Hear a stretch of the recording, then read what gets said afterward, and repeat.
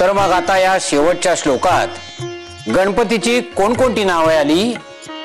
लंबोदर, बरोबर, शिवसूत. तर अशा त्या विघ्न विनाशकास वरदमूर्तीस आमचा नमस्कार असो. कळले ना? हो. तर आता सगळ्यांनी डोळे मिटून ध्यानस्थ बसा.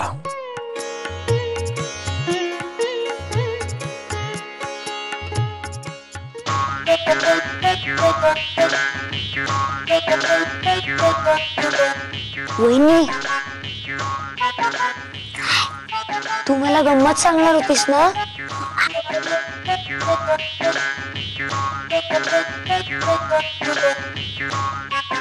काय रे, तुला स्वस्त बसवत नाही असे दिसते?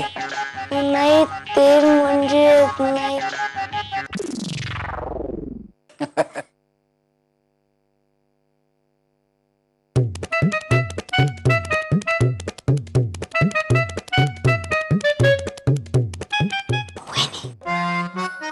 गंमत आण ना.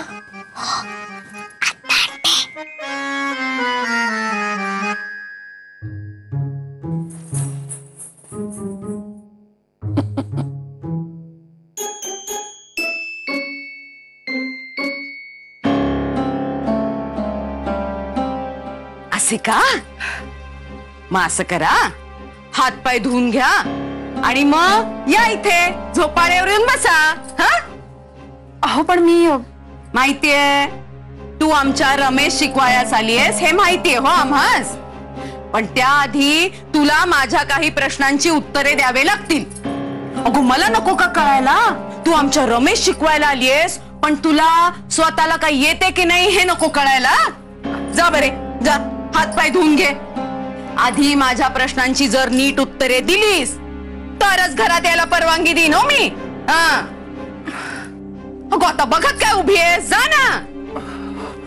हो.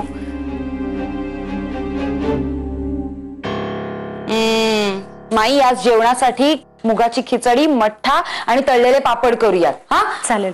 अगो बाई, बघ घावन घातल्यासाठी तांदूळ बाहेर वाळत घातले, ते बघून आले. ताईसाहेब, माईसाहेब, त्या बाई आल्या आहेत. कोण बाई? त्या त्या त्या त्या अरे बोल ना, कोण? का तुलाही त्या पांडूचीच सवय लागली? आठवले, टाकले मालक मुंबईला जाताना सांगितले होते ना रमा वहिनीला शिकवायला येणार आहेत, त्या बाई आल्या आहेत. अगो बाई, त्या आल्या की काय? आल्या म्हणजे आल्या आल्या सुभद्रा काकूंच्या तावडीत सापडल्या त्या. अगो बाई, बघा आल्या आल्या सुभद्राच भेटली तीस म्हणजे पहिल्याच दिवशी तिथे झाले असेल आता कल्याण. बघते मीच काय होतंय ते. चला, म्हणजे आजपासून या घरात एक नवीन अध्याय सुरू झालाय. कल्याणच होणार आहे या घराचे.